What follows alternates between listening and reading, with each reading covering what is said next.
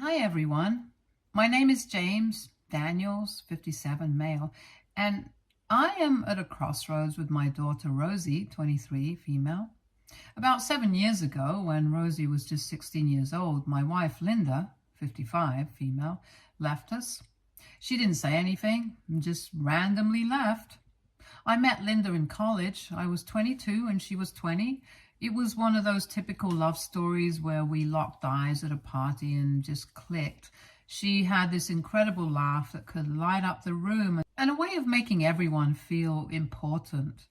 We dated for 3 years and I proposed to her on a wintry night in a park.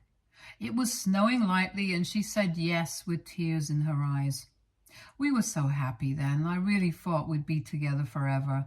We got married in a small ceremony with just our close family and friends. Linda looked stunning in her white dress, and I was the happiest man alive. For the first few years, everything was great. We had our ups and downs like any couple, but nothing we couldn't handle. We even bought a little house in a quiet neighborhood and turned it into our cozy home. Then Rosie came along and everything changed. She was the most beautiful baby I had ever seen, with her mother's eyes and my smile. Being a father was the best thing that ever happened to me. I remember staying up late at night holding Rosie and dreaming about our future together.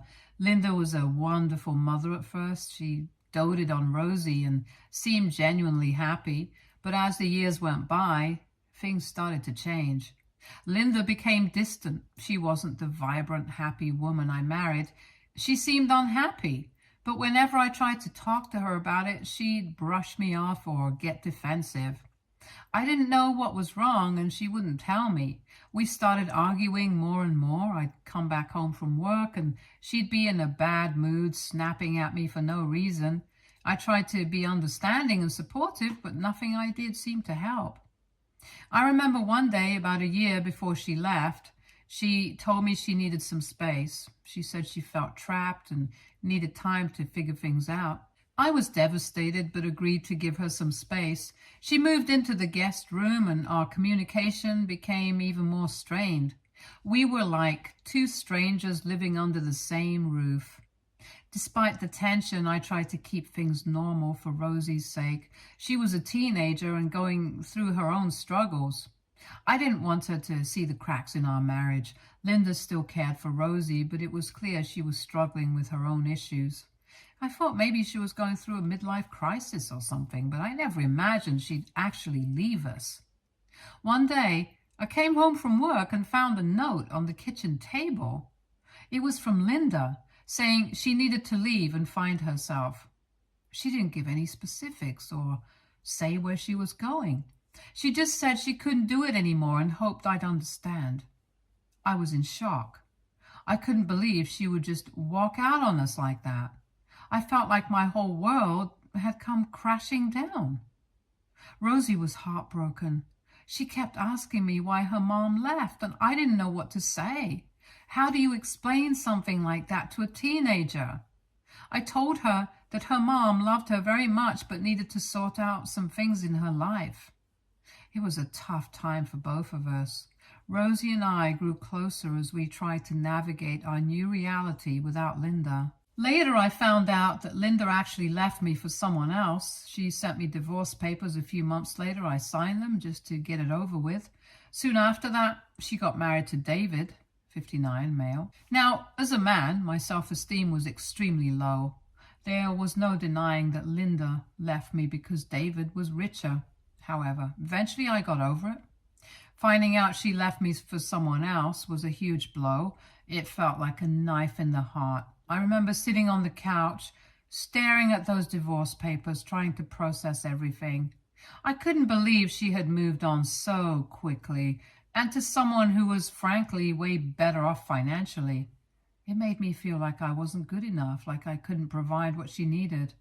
David was a successful businessman. I'd seen pictures of him online, and he looked like he had it all. Fancy cars, a big house, the works. I couldn't compete with that. I worked a regular job, just enough to pay the bills and provide for Rosie. Linda had always been supportive of my work, or at least I thought she was. I never imagined she wanted more, that she felt like she was missing out on the luxurious life. When she married David, I was devastated. I felt like I was being replaced not just as a husband, but as a father too. David was the kind of guy who could give her everything she ever wanted, and that stung. I spent a lot of time questioning myself and wondering what I did wrong. It was a dark period, and I often felt like I was drowning in my own self-pity.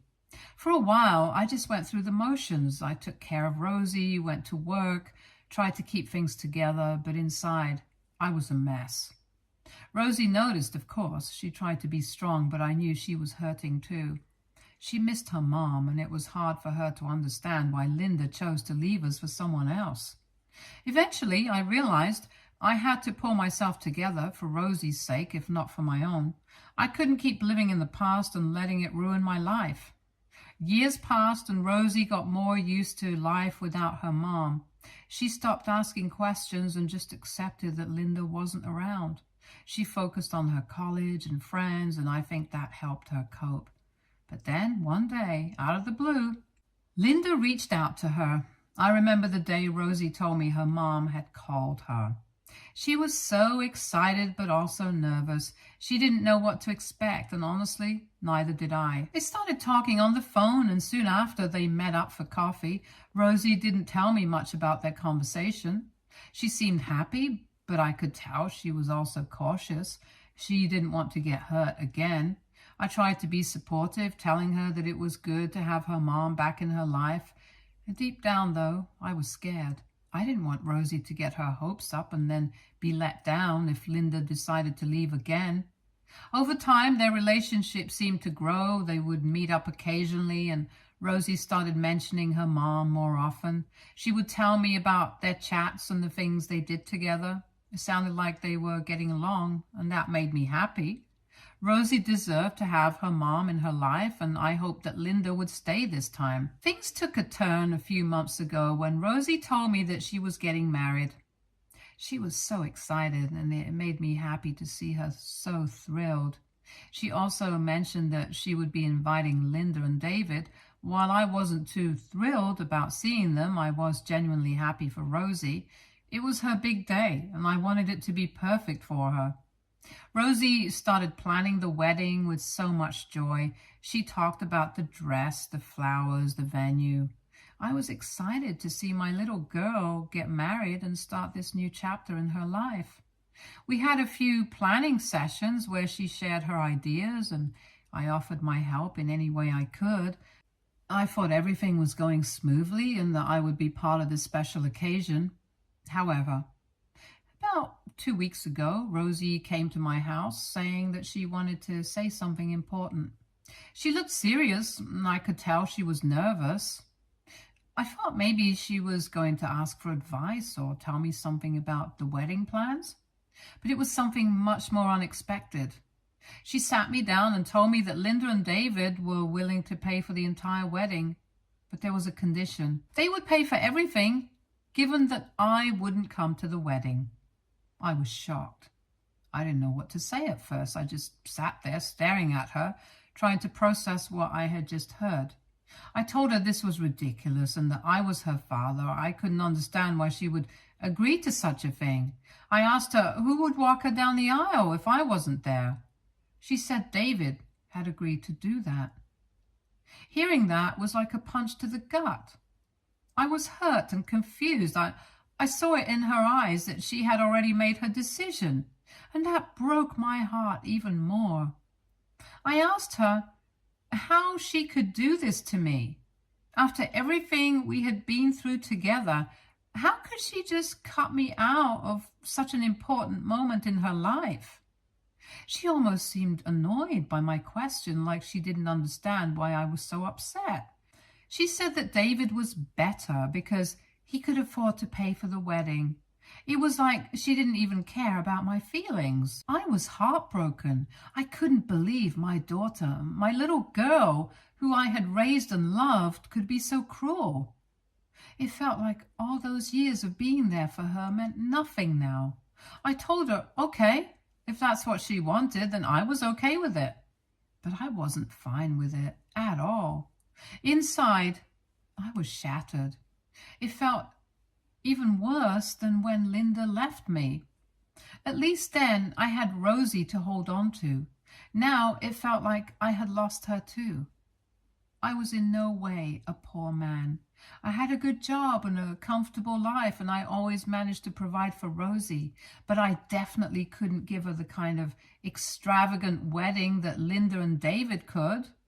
They had money and connections that I just didn't have. Still, I had one thing I had been saving to give her as a wedding gift, something that meant a lot to me. My parents left me a property in a highly affluent neighborhood. It was a beautiful house, much nicer than the one I lived in. I had always thought of it as Rosie's inheritance. I had planned to give it to her on her wedding day as a surprise gift. I thought it would be a perfect start for her new life. It was my way of showing her how much I loved her and how much I wanted to support her future. But since I wasn't invited to the wedding, I started to question if there was any point in giving her this gift. I mean, why would I give her something so valuable if she didn't even want me at her wedding? It hurt to think that she might not care about my gift, just like she didn't seem to care about my feelings when she chose David over me. I have a niece, Lily, who's 19 years old. She's a sweet kid and I love her a lot. She's always been there for me and we have a great relationship. She's studying hard, working part-time and dreaming of her own future.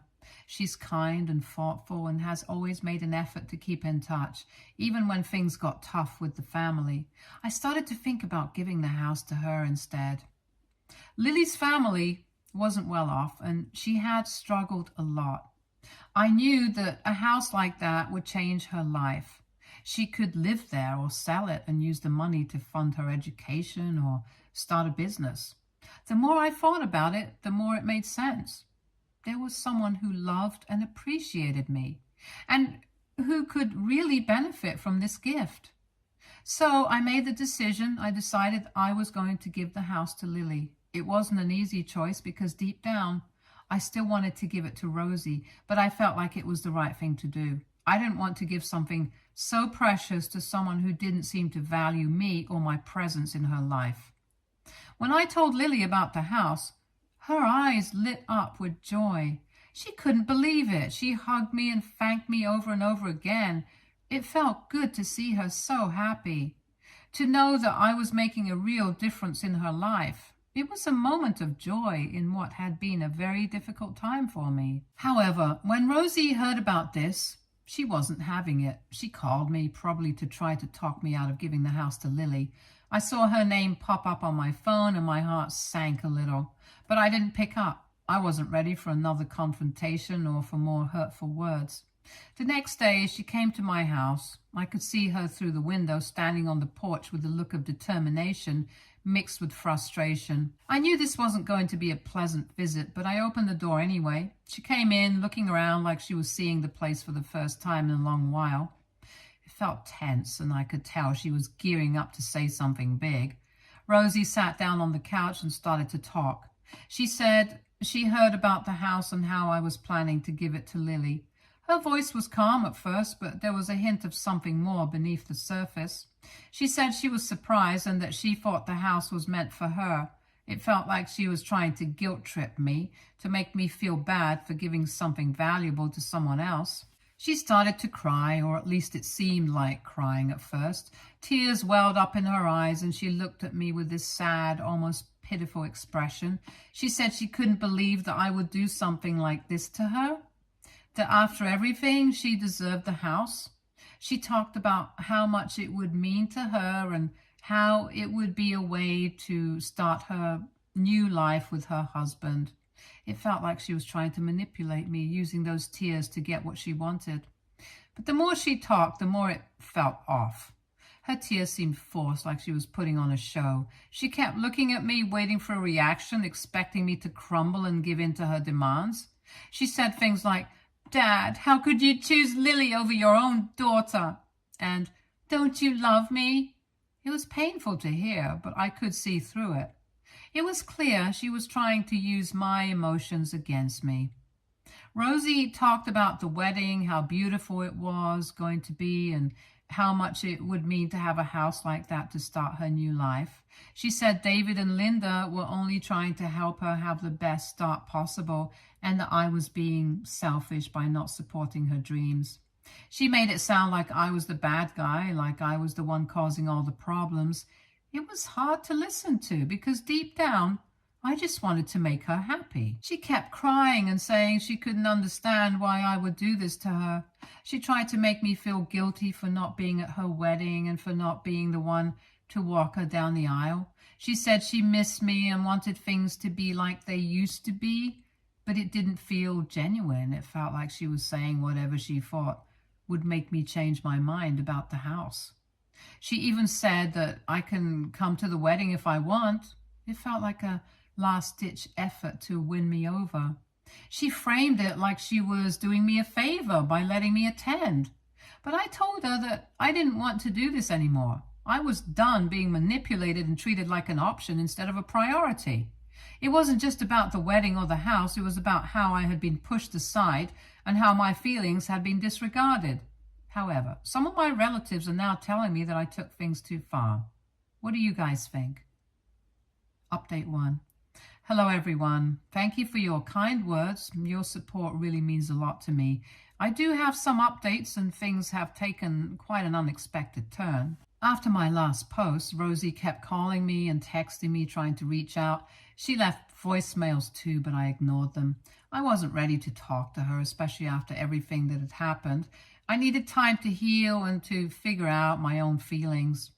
I thought that maybe with time, we could have a real conversation, but I didn't want to rush into it. However, things have changed drastically since then. Rosie is not getting married anymore. As it turns out, she actually cheated on her fiancé and he left her. I was shocked when I found out. I never expected something like this to happen. Apparently, her fiancé caught her in the act. He came home earlier than expected one day and found Rosie with another man in their own apartment. I can't even imagine how devastating that must have been for him. He confronted them right then and there. The details are messy, but from what I gathered, he walked into the living room and saw them together on the couch, in a very compromising position. It must have been a nightmare for him. I heard that he was so furious and heartbroken that he didn't even give them a chance to explain. He immediately kicked her out, telling her to take her things and never come back. I found out about this through a mutual friend who still keeps in touch with Rosie's circle. She called me one evening and told me the whole story. She said she thought I should know, given everything that had happened with the wedding and the house. I was stunned. I didn't know what to think or how to feel. On one hand, I felt bad for Rosie because I knew this must be incredibly painful for her. On the other hand, I was also angry and disappointed. She had made such poor choices and hurt so many people, including herself. Hearing about what happened brought up a lot of mixed emotions for me. I felt a deep sadness because despite everything, Rosie is still my daughter and I don't want to see her hurt. It also made me think about how things might have been different if she had made different choices, if she had treated people with more respect and kindness. I ended up sending her a message telling her that I was sorry to hear about what happened and that I hoped she was okay. I didn't bring up the house or the wedding. I just focused on letting her know that I cared about her well-being. It was a difficult message to send because it brought up a lot of unresolved feelings, but I felt like it was the right thing to do. Overall, it's been a challenging time, but I'm trying to stay positive. Since then, Rosie has been living with Linda and David.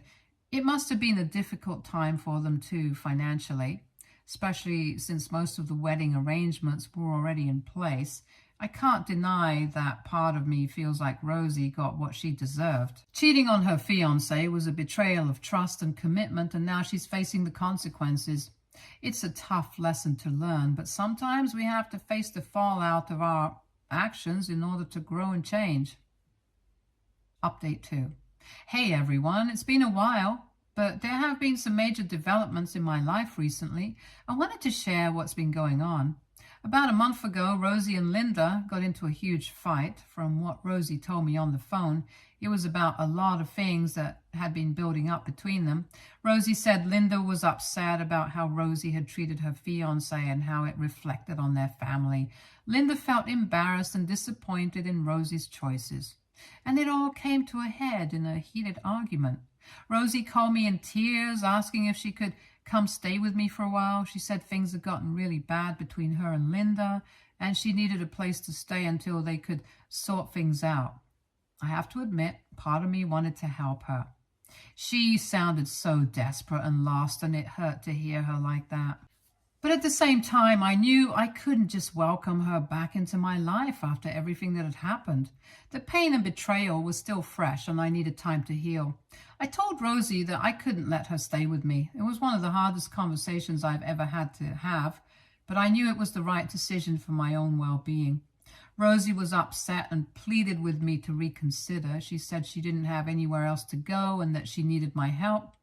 It tore me apart to hear her so desperate, but I had to stay strong. I explained to her that while I cared about her and wanted the best for her, I couldn't be the one to support her right now. I needed to focus on my own healing and move forward with my life. After that conversation, I felt a mix of emotions. I felt guilty for not being able to help Rosie when she needed it most. I worried about her safety and well-being, knowing she was in a tough spot. But I also felt a sense of relief and empowerment. I had stood my ground and prioritized my own needs, even though it was incredibly difficult. Since then, Rosie has been staying with a friend for a week. She's been reaching out to other family members and friends, trying to find a more permanent place to stay. It's been a tough situation for everyone involved, and I hope she's able to find the support and stability she needs. As for me, I've been focusing on self-care and rebuilding my life. I've been spending time with friends, pursuing hobbies that bring me joy, and reflecting on what I want for my future. It's a process, and there are good days and bad days, but I'm taking it one step at a time. I know some people might think I was too harsh in not letting Rosie stay with me. They might say that families should always support each other, especially in times of need. And while I understand that perspective, I also know that sometimes tough love is necessary. I need to set boundaries for my own emotional well-being, and that meant saying no to Rosie's request. Update 3. Hey everyone, it hasn't been long since my last update, but there's been a new development that I wanted to share with you all. A few days ago, something unexpected happened. Rosie tried to get into my house. It was a shock because she still had the spare key that I had given her a while back for emergencies before everything fell apart between us. When I arrived home from work, I walked into the living room and there she was, sitting on the couch. I was taken aback and didn't know what to say at first. I asked her what she was doing there, but she seemed determined and refused to leave. She said she didn't have anywhere else to go and that she needed a safe place to stay. It was clear she was in a tough spot, but I was not prepared for her to show up like this. I took a deep breath and tried to remain calm, but I also knew I had to set boundaries. I told her firmly that she wasn't invited into my house and that she needed to leave. I reminded her that I had already said no to her staying with me before, and that hadn't changed. Rosie started to argue, saying that she had nowhere else to go and that she needed my help. She pleaded with me to let her stay just for a little while until she figured things out. It was hard to see her like that, desperate and vulnerable, but I knew I couldn't let her manipulate me into letting her stay. As the conversation went on, she became more insistent and emotional. She tried to guilt trip me, saying that I was abandoning her when she needed me the most.